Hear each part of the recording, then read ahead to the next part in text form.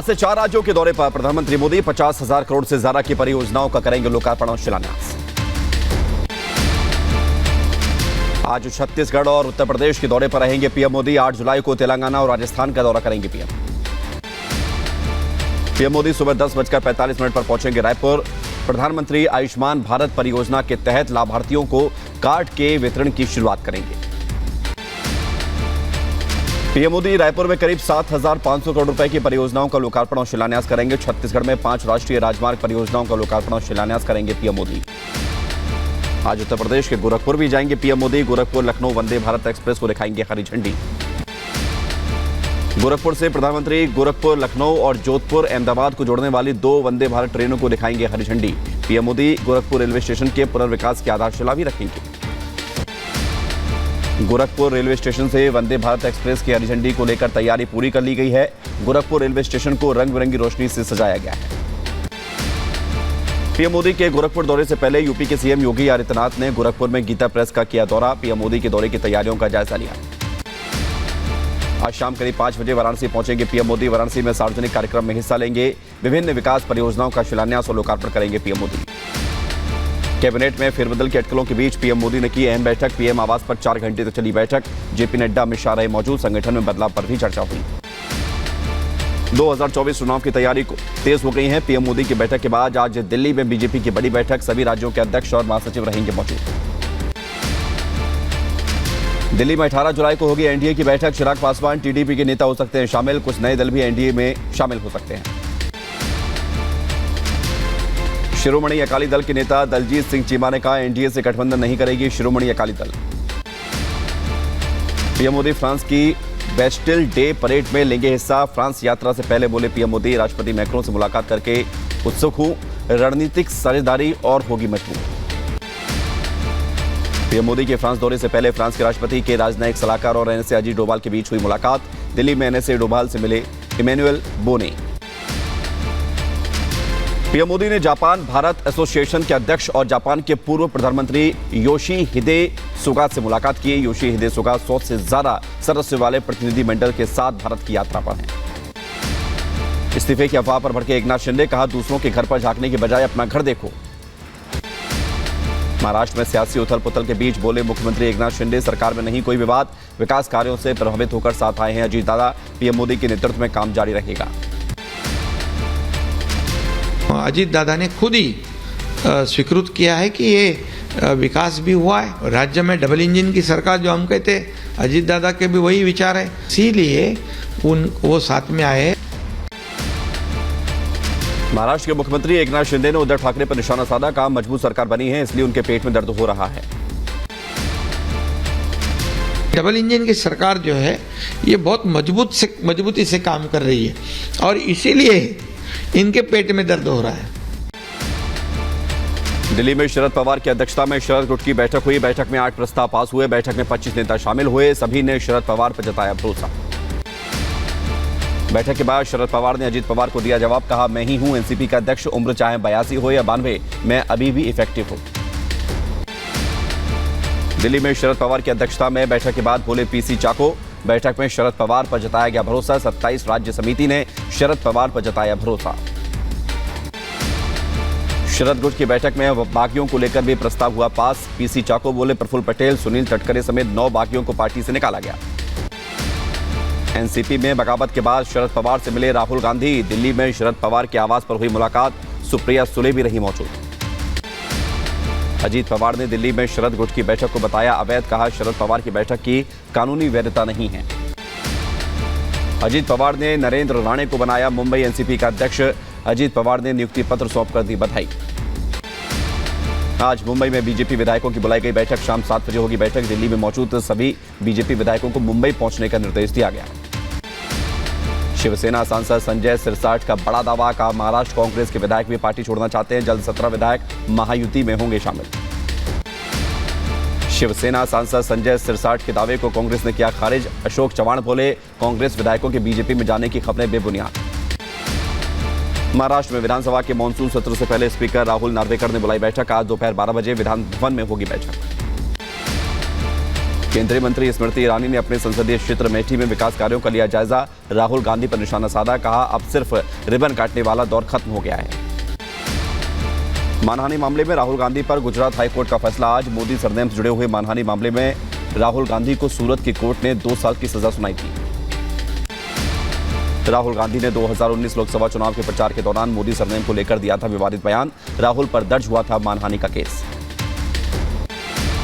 कांग्रेस आलाकमान ने सचिन पायलट की तीनों मांगे मान ली हैं। अशोक गहलोत और सचिन पायलट के बीच सुलह हो गई है। बैठक के बाद बोले पायलट राजस्थान में सरकार बदलने की परंपरा तोड़ेंगे। 2018 में तीनों स्टेट्स में कांग्रेस पार्टी जीती थी। इस बार पुनः वही होने वाला है। भारी बहुमत से हम लोग सरकार बनाएंगे। कांग्रेस नेता सचिन पायलट ने आलाकमान पर जताया भरोसा, कहा जिन मुद्दों को लेकर कांग्रेस ने उनका संज्ञान लिया, एकजुट होकर चुनाव लड़ेंगे। 2018 में तीनों स्टेट्स में कांग्रेस पार्टी जीती थी। इस बार पुनः वही होने वाला है। भारी बहुमत से हम लोग सरकार बनाएंगे। जो पिछली सरकार के करप्शन के इश्यूज थे, कई समय से मैं पब्लिक में रख रहा था, सभी इश्यूज का संज्ञान पूरी तरह एआईसीसी ने लिया है, कांग्रेस पार्टी ने लिया है। राजस्थान कांग्रेस में कला पर दिल्ली में बैठक के बाद बोले केसी वेणुगोपाल, सभी ने एकजुट होकर लड़ने का फैसला किया। कांग्रेस सीएम उम्मीदवार घोषित नहीं करती, सितंबर तक उम्मीदवारों का ऐलान होगा। बीजेपी ने अशोक गहलोत पर निशाना साधा, कहा राजस्थान में कांग्रेस का मुखिया कमजोर, जो पार्टी के लिए कड़े फैसले नहीं ले पा रहा। राजस्थान के मुख्यमंत्री अशोक गहलोत को दिल्ली की राउज एवेन्यू कोर्ट का समन। केंद्रीय मंत्री गजेंद्र शेखावत के मानहानि मामले में 7 अगस्त को पेश होने का दिया आदेश। अमेठी में केंद्रीय मंत्री स्मृति ईरानी ने विपक्ष पर बोला हमला, कहा अब तक सांसद होने का मतलब बड़ी परियोजनाओं का फीता काटना था। कई लोगों को भ्रम होता है कि सांसद मतलब बड़े बड़े कार्यक्रमों में उपस्थित थी, सांसद मतलब बड़े बड़े प्रोजेक्ट्स का फीता काटना। आप अगर अमेठी में गांव-गांव मेरे साथ घूमे हैं तो आपकी दीदी आपने अस्पताल बना दिया, बाईपास बनवा दिया, नाली भी साफ की। दिल्ली से बाबा बागेश्वर ने फिर की हिंदुओं के एक होने की अपील, कहा कथा ही एकमात्र माध्यम है जिससे सब सनातनी एक हो सकते हैं। लोग हमसे पूछते आप कथाएं क्यों करते, क्या जरूरत है? हम कहते भैया कथा कहने से अगर 4 लोगों के अंदर ही राम नाम की भक्ति जग गई, एक कथा ही माध्यम है जिससे सनातनी एक हो सकते हैं।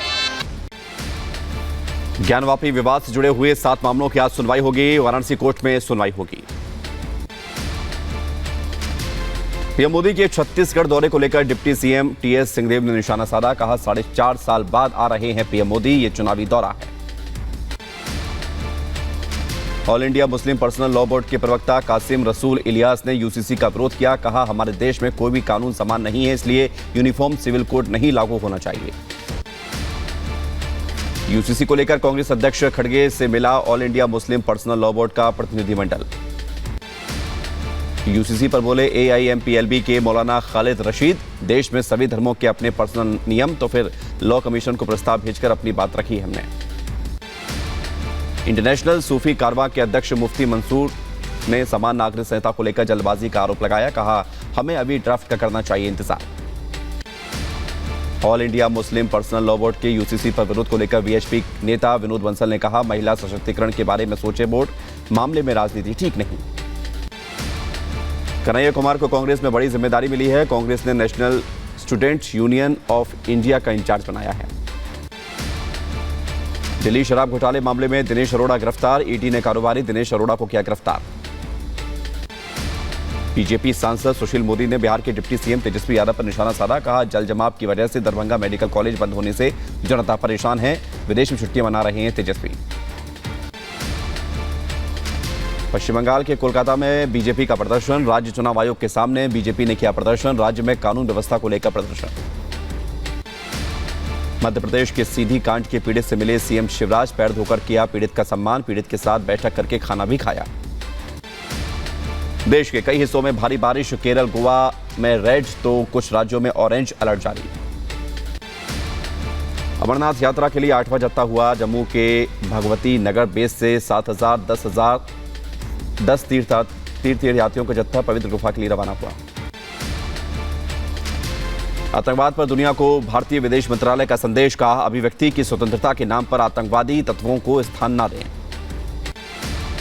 भारत ने कनाडा, ब्रिटेन, अमेरिका, ऑस्ट्रेलिया जैसे देशों में खालिस्तानी तत्वों की गतिविधि बढ़ाने को बताया अस्वीकार्य। कहा भारतीय राजनयिक मिशन के खिलाफ हिंसा भड़काने वाले पोस्टर स्वीकार्य हैं। कनाडा के पीएम जस्टिन ट्रूडो की आतंकवाद को लेकर सफाई। कहा कनाडा आतंकवाद के खिलाफ हमेशा गंभीर कार्रवाई करता है।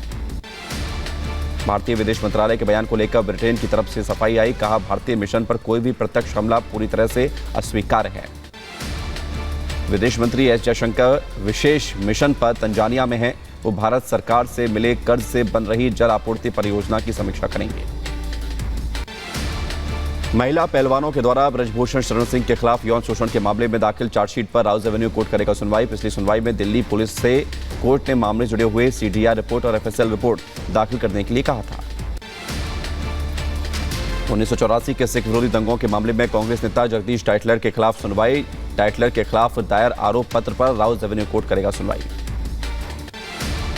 लॉरेंस बिश्नोई के खिलाफ यूएपीए के तहत दर्ज मामले में पटियाला हाउस कोर्ट में सुनवाई। एनआईए ने बिश्नोई के खिलाफ 2022 में यूएपीए एक्ट में तहत केस दर्ज किया था। यूपी के सीतापुर में बदमाशों ने युवक को मारी गोली। मौके पर पहुंची पुलिस कर रही मामले की जांच। यूपी के एटा में पुलिस ने ठग गिरोह का किया खुलासा। 5 शातिर आरोपियों के कब्जे से 80 एटीएम कार्ड, 3 फोन, 5000 की नकदी बरामद हुई। 5 शातिर साइबर ठगों एटीएम स्वाइप करने वाले गैंग को पकड़ा है। ऐसे गैंगों के विरुद्ध अभियान के तहत ये कार्रवाई की गई है। उत्तर प्रदेश के बुलंदशहर में वाहन चोर गिरोह का खुलासा हुआ है। गिरोह के 3 सदस्य गिरफ्तार। चोरी की 6 बाइक बरामद। उत्तर प्रदेश के बदायूं में दबंगों ने दिव्यांग को बंदूक की बट से मारकर घायल किया। पुलिस में शिकायत दर्ज की गई। जांच में जुटी पुलिस। पंजाब के लुधियाना में रिश्वत लेते 2 लोग रंगे हाथ गिरफ्तार। विजिलेंस टीम की कार्रवाई। पश्चिम बंगाल में पंचायत चुनाव के दौरान हंगामा। पूर्वी मेदिनीपुर में पंचायत चुनाव प्रचार के आखिरी दिन टीएमसी और बीजेपी समर्थकों के बीच झड़प हुई। सीतापुर में युवक की गोली मारकर हत्या। खैराबाद थाना इलाके का मामला। जांच में जुटी पुलिस। एमपी के इंदौर में 6 दिन में 20 बच्चों की मौत। परिजनों ने एमटीएच अस्पताल में हंगामा किया। इटावा में पुलिस ने एक महिला तस्कर समेत 3 आरोपियों को गिरफ्तार किया। लगभग 15 करोड़ रुपए मूल्य का 40 क्विंटल 60 ग्राम डोडा चूरा जब्त किया गया। यूपी के गोंडा में अवैध अतिक्रमण पर चला प्रशासन का बुलडोजर। तालाब की भूमि पर अवैध अतिक्रमण को प्रशासन ने हटाया।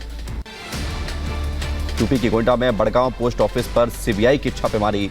शिकायत मिलने के बाद पोस्ट मास्टर को सीबीआई ने 12,000 रुपए की रिश्वत लेते गिरफ्तार किया। यूपी के महुआ में चोरों के आतंक से परेशान ग्रामीणों ने निकाला अनोखा रास्ता। नाराज ग्रामीण खुद ही हाथों में लाठी टॉर्च लेकर रात में कर रहे हैं पहरेदारी। राजस्थान के धौलपुर में 15 साल की लड़की की संदिग्ध हालत में मौत हो गई। मृतका की मां ने रिश्तेदारों पर लगाया हत्या का आरोप। एमपी के बड़वानी में स्कूल से चोरी हुए कंप्यूटर। स्कूल में ही पढ़ने वाले 3 बच्चों ने चुराए कंप्यूटर। पुलिस ने जब्त किए कंप्यूटर और प्रिंटर। एमपी के सतपुड़ा टाइगर रिजर्व में बाघ का शिकार। एसटीआर को मिला बाघ का सिर। शिकारियों की तलाश जारी। 25 जून को बाघ का शिकार हुआ था। यूपी के बलिया में पेड़ पर फंदे से लटकता मिला युवक का शव। मौत की सूचना पर गांव में मचा कोहराम। पुलिस ने शव को कब्जे में लेकर पोस्टमार्टम के लिए भेजा। यूपी के बदायूं में बारिश का पानी तालाब में निकालने को लेकर हुआ विवाद। 2 पक्षों में जमकर चले लाठी और डंडे। हादसे में 9 लोग घायल। यूपी के रायबरेली में पानी से भरे गड्ढे में डूबने से 2 बच्चों की मौत हो गई। तालाब के पास मिट्टी खुदाई के दौरान बने गड्ढों में भरा था पानी। यूपी के बहराइच में सवारियों से भरी नाव सरयू नदी में पलटी। स्थानीय ग्रामीणों ने बचाई सबकी जान। यूपी के मुजफ्फरनगर में कांवड़ियों ने किया हंगामा। 2 गुटों में हुई जमकर मारपीट। एक संदिग्ध युवक गिरफ्तार। यूपी के बुलंदशहर में कांवड़ यात्रा को लेकर पुलिस अलर्ट। पुलिस अधिकारियों ने व्यवस्थाओं का निरीक्षण किया। यूपी के बरेली में मंदिर को लेकर विवाद हुआ। कोर्ट में मामला विचाराधीन। पुलिस ने किसी भी तरह के निर्माण पर लगाई रोक। हिंदू संगठनों द्वारा एक तहरीर प्राप्त हुई। जांच में जो भी तथ्य सामने आएंगे और जो भी सही तथ्य सामने आएंगे उनके आधार पर अग्रिम विधिक कार्रवाई की जाएगी। यूपी के बुलंदशहर में ड्रेनेज सिस्टम ध्वस्त। पानी निकासी नहीं होने के चलते कई घरों में जा रहा है गंदा पानी। मध्य प्रदेश के पन्ना में दर्दनाक हादसा। आकाशीय बिजली गिरने से 3 लोगों की मौत हुई।